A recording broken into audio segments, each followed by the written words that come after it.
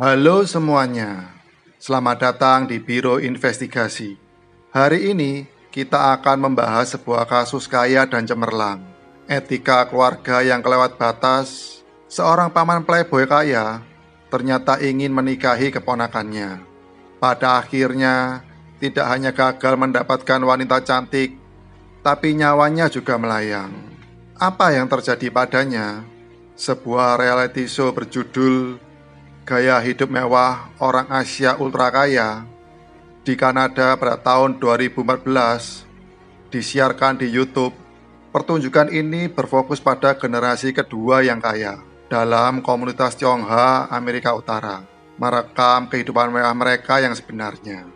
4 pemeran wanita di season pertama dalam pertunjukan terlihat keluar masuk dari restoran kelas atas. Saat berpergian menaiki mobil mewah, bahkan jet pribadi, tas di tangan semuanya limited edition. Kasus hari ini terkait dengan Xiao Yiming, salah satu dari 4 pemeran wanita dalam episode ketiga season pertama. Xiao Yiming memimpin kru untuk mengunjungi pulau pribadinya. Sebuah kalimat, "Selamat datang di pulauku," membuat orang sangat takjub.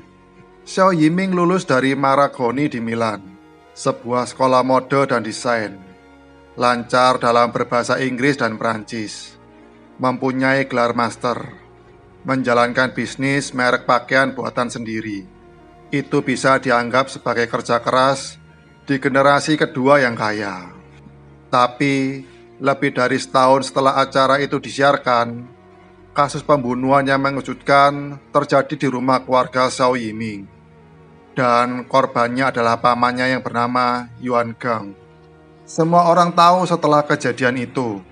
Awalnya yang ditunjukkan Xiao Yiming di acara itu, rumah mewah, mobil mewah, pulau pribadi, sebenarnya adalah milik pamannya. Di samping itu, Yuan Gang juga mendanai biaya Xiao Yiming belajar di luar negeri, biaya pembelian berbagai barang mewah.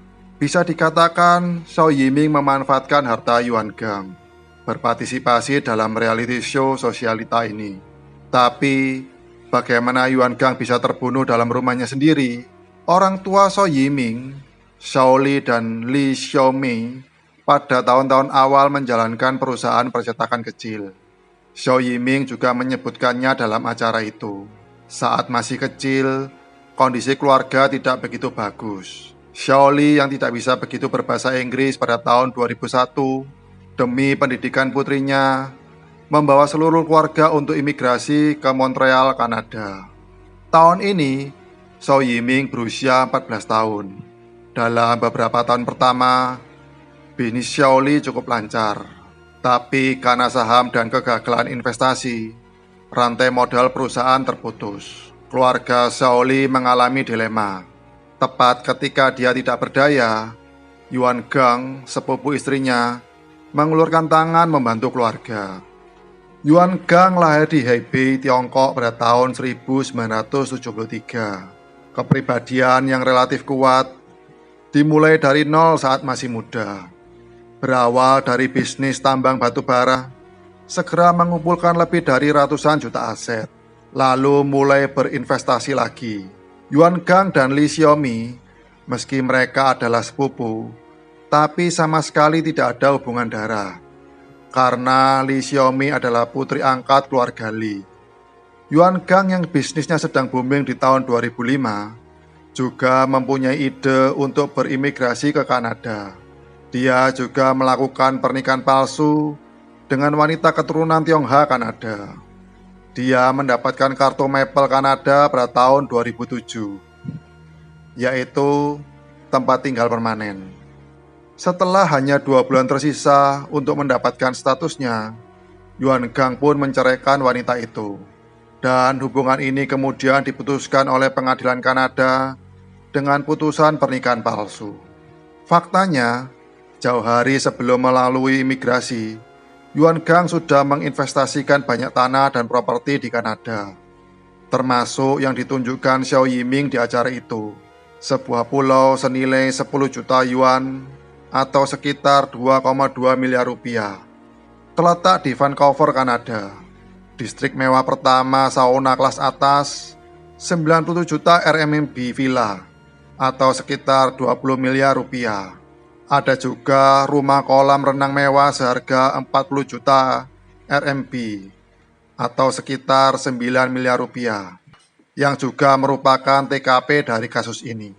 Di samping itu, Yuan Gang juga membeli sejumlah mobil mewah dan kapal pesiar karena kebutuhan untuk mengurus bisnis Kanada dan Tiongkok.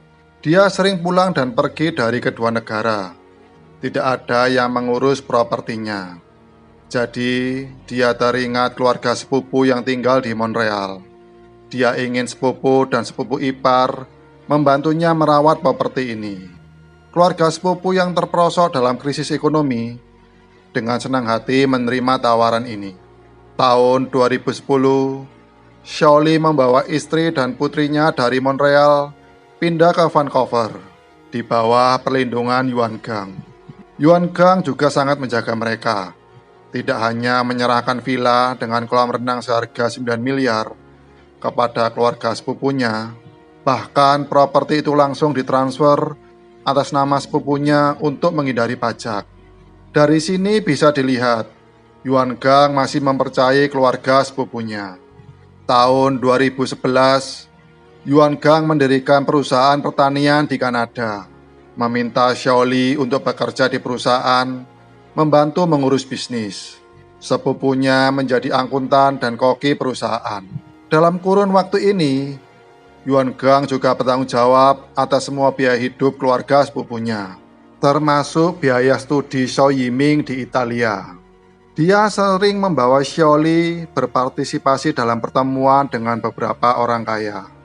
Bisa dikatakan, Xiaoli mengandalkan Yuan Gang tidak hanya untuk menyingkirkan krisis keuangan, juga memasuki kehidupan kelas atas. Mulai keluar masuk dari beberapa tempat kelas atas, menumbuhkan hobi yang sama dengan Yuan Gang, yaitu berburu. Di mata orang luar, keluarga ini terlihat sangat rukun. Tapi faktanya, Yuan Gang sudah lama menggunakan sumber daya keuangannya untuk mengandalkan Xiaoli. 2 Mei 2015, Yuan Gang datang ke villa di mana Xiaoli dan keluarganya tinggal, mencarinya untuk berbicara masalah bisnis. Xiaoli dan Yuan Gang suka berburu. Xiaoli menemukan karena beratnya senjata, banyak pemula saat membidik mangsanya akan goyah saat memegang senjata. Jadi dia menciptakan penjepit untuk memasang senjata di pinggang. Dia merasa ini harus diproduksi. Penjualan juga pasti bagus. Jadi dia memperkenalkan penemuannya pada Yuan Gang. Sejak awal, Yuan Gang tidak terlalu tertarik. Yang tidak disangka Xiaoli adalah di hari Yuan Gang datang mencarinya dan bertanya mengenai penemuannya, Li Xiaomi dan ibu Liu Xiaomi sudah pergi dari pagi agar tidak mengganggu percakapan kedua pria. Dan hari ini, Xiao Yiming juga sedang dalam perjalanan bisnis. Dengan kata lain, saat kasus terjadi, hanya ada Xiaoli dan Yuan Gang di villa. Ide awal Xiaoli adalah membuka sebuah perusahaan berdua. Dirinya sebagai pencipta produk, menempati sepertiga dari saham. Tapi Yuan Gang tidak mau. Dia berkata, perusahaan ini bisa dibuka, tapi kamu bekerja untukku. Sebulan aku akan mengirimkan gaji 4.000 dolar Kanada atau sekitar 445 juta rupiah. Xiaoli begitu mendengarnya berkata, tidak bisa, aku adalah pencipta barang ini. Tapi Yuan Gang membalas, yang kamu ciptakan terlalu sederhana, mudah untuk disalin dan ditiru. Dan kita juga tidak tahu apakah benda ini akan menghasilkan uang. Saat percakapan keduanya mengalami jalan buntu, Yuan Gang berkata, kalau kamu menikahkan putrimu padaku, tidak hanya sepertiga, aku akan memberimu 50% dari saham. Xiaoli tertegun di tempat. Awalnya dia mengira Yuan Gang bercanda, tapi jelas tidak. Xiaoli mengatakan, ini tidak mungkin. Kalian adalah kerabat dekat. Yuan Gang membalas, apa yang tidak mungkin? Kami tidak memiliki hubungan darah. dan aku juga sudah 40 tahun. Ingin menenangkan diriku sejenak. Xiaoli sangat marah. Harus diketahui, Xiao Yiming adalah permatanya, dan dia tahu meski Yuan Gang kaya, dia sama sekali bukan suami yang baik. Biasanya hubungannya percintaannya sangat kacau. Xiaoli meraih Yuan Gang dan berkata, "Kamu ini binatang, jangan berpikir untuk menyentuh putriku."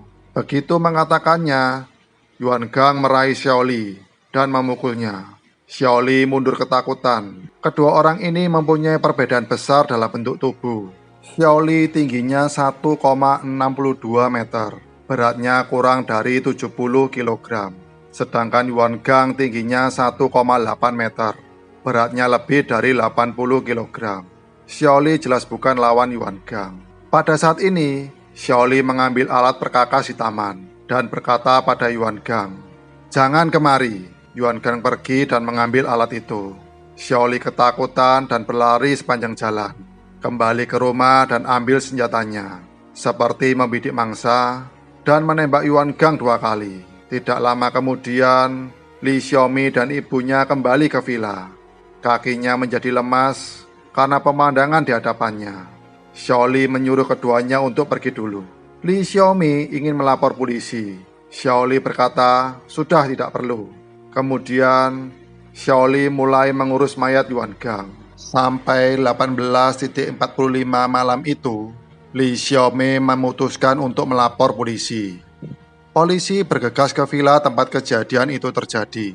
Karena tidak yakin apakah Xiaoli mempunyai senjata, polisi tidak berani memasuki villa dengan gegabah dan terus menunggu di luar villa. Xiaoli tidak ditangkap sampai keesokan paginya.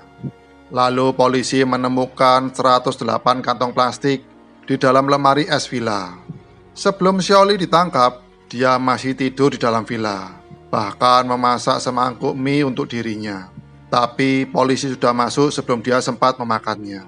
Setelah Xiaoli ditangkap, kasus ini memulai proses persidangan panjang yang berlangsung selama beberapa tahun. Konteks dari kasusnya sangat jelas. Tapi, satu-satunya hal yang ditekankan oleh Xiaoli dan pengacaranya, Donaldson, perilaku Xiaoli hanya dalam kemarahan dan ketakutan yang luar biasa. Serangkaian reaksi naluriah adalah kelalaian, bukan pembunuhan yang disengaja. Selama persidangan kasus, ada juga lelucon yang sangat menarik, yaitu pembagian warisan Yuan Gang. Penggugat tidak membuat surat wasiat. Setelah kematiannya, dia meninggalkan kekayaan lebih dari 2 miliar. Dia adalah seorang playboy. Kehidupan pribadinya sangat kacau. Bisa dikatakan setiap hari, wanita yang ada di rumahnya tidak pernah sama. Selama persidangan, sesekali seorang wanita akan muncul dengan anaknya dan berkata bahwa dia adalah pasangan Yuan Gang. Akhirnya diidentifikasi oleh DNA, ada 5 anak yang merupakan anak kandung Yuan Gang. Pada akhirnya pengadilan memutuskan bahwa kelima anak itu akan mendapatkan sebagian besar warisan Yuan Gang.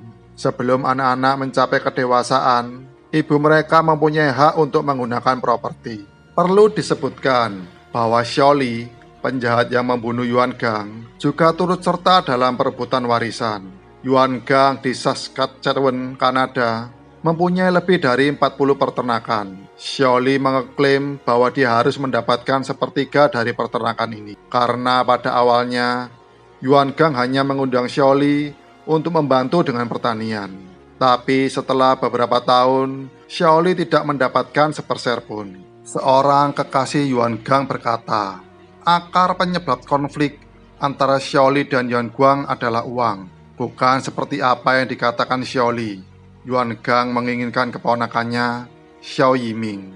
Kekasihnya membocorkan dan berkata, beberapa tahun sebelum kejadian, bisnis Yuan Gang di Kanada mulai turun. Dirinya menjadi cemas. Pada saat ini, menurut Yuan Gang, merawat keluarga Xiaoli sudah menjadi beban. Tahun 2014, Yuan Gang menyukai pasar drone, mencari sebuah perusahaan Amerika, ingin menjadi agen umum dalam negeri. Tapi ini membutuhkan sejumlah besar modal pendaftaran. Dia ingin villa kolam renang di West Vancouver yang juga tempat tinggal keluarga Xiaoli untuk dijual. Seminggu kemudian, Xiaoli dan istrinya mengetahui berita itu. Lalu mereka sangat tidak senang. Saat Li Xiaomei menelepon kerabatnya yang ada di Tiongkok, dia terus mengeluh mungkin dirinya sudah menjadi tunawisma. Selain itu, masalah distribusi keuntungan operasi pertanian yang tidak merata di Gaza. Masalah Xiaoli dan Yuan Gang semakin lama semakin besar. Sang kekasih juga berkata, Yuan Gang tidak mungkin akan menyukai Xiao Yiming. Dia berkata, meskipun Xiao Yiming terlahir cantik, temperamen juga baik, tapi tinggi tubuhnya hanya 1,55 meter. Yuan Gang terbiasa melihat wanita cantik berkaki panjang. Bagaimana mungkin bisa menyukai Xiao Yiming? Dan Xiao Yiming juga pernah menikah. Si playboy Yuan Gang tidak mungkin memilih untuk menikah. Yang paling dia takuti adalah setelah menikah dan diketahui istrinya kalau dia berselingkuh, lalu meminta cerai dan membagikan setengah dari harta miliknya.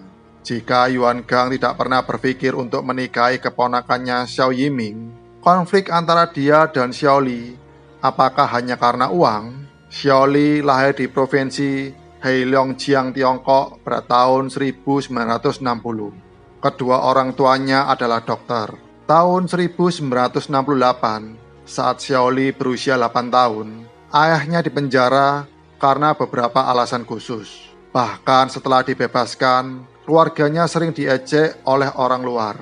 Ini telah menyebabkan inferioritas dan kepribadian tertutup Xiaoli. Di pengadilan, Xiaoli telah menciptakan kepribadian yang sempurna untuk dirinya sendiri. Belajar kemandirian dari kesepian dan kemiskinan. Setelah mengumpulkan beberapa harta, tidak lupa untuk membagikannya pada masyarakat. Misalnya, dia menghabiskan 600.000 RMB atau 1,34 juta rupiah, membantu pemerintah kampung halaman membangun toilet umum untuk digunakan warga secara gratis. Di Wenchuan, Tiongkok, saat terjadi gempa besar, Xiaoli dan istrinya juga menyumbangkan 130.000 RMB atau 290 juta rupiah untuk daerah yang terkena bencana. Bisa dikatakan bahwa sebelum kejadian, Xiaoli tidak mempunyai catatan buruk. Selama persidangan, kerabat dan teman Xiaoli memberikannya 16 lembar surat bukti. Berkata, dia adalah pria tanpa kecenderungan kekerasan, lembut dan baik hati, berkontribusi untuk masyarakat. Tapi masalah penting lainnya adalah orang yang begitu positif, kalau memang seperti yang dikatakannya, dia secara tidak sengaja membunuh Yuan Gang. Lalu mengapa dia harus membereskan mayatnya? Xiaoli bahkan tidur dengan tenang saat menangani TKP. Bahkan memasak semangkok mie untuk dirinya. Seperti penjahat dengan kepribadian antisosial. Tapi, bagaimanapun juga, setelah lebih dari 4 tahun percobaan, Oktober 2020, Mahkamah Agung British Columbia mengumumkan Xiaoli dijatuhi hukuman 10 tahun dan 6 bulan penjara atas kelalaian dan pembunuhan. Karena sebelum dihukum, Xiaoli sudah dipenjara selama 5 tahun 4 bulan. Sehari penahanan sebelum hukuman setara dengan 1,5 hari penjara. Dengan kata lain, Xiaoli dipenjara kurang dari 2 tahun. Mei 2022 akan keluar dari penjara. Keluarga Yuan Gang sangat tidak puas terhadap putusan seperti itu, terutama ibu Yuan Gang. Dia berkata, seorang ibu yang kehilangan putranya dengan cara yang sangat mengerikan, tapi pelakunya hanya dihukum karena kelalaian dan pembunuhan, sesungguhnya ini terlalu ringan. Beberapa orang berpikir kasus ini sama seperti ular yang mematuk petani. Keluarga Xiaoli adalah parasit bagi Yuan Gang selama bertahun-tahun, yang akhirnya begitu kejam. Masih ada beberapa orang berpikir Xiaoli bertindak demikian karena ingin melindungi putrinya, dan itu adalah perlawanan terhadap penindasan dari Yuan Gang. Seperti apakah kebenarannya? Mungkin hanya Xiaoli dan Yuan Gang yang sudah meninggal yang mengetahuinya. Baiklah, cerita hari ini sampai di sini. Cerita selanjutnya akan lebih seru lagi. Silakan ditunggu video kami selanjutnya. Klik subscribe untuk mendukung kami. Dengan subscribe kami, bisa langsung menonton video kami loh. Ini dengan Biro Investigasi. Dadah.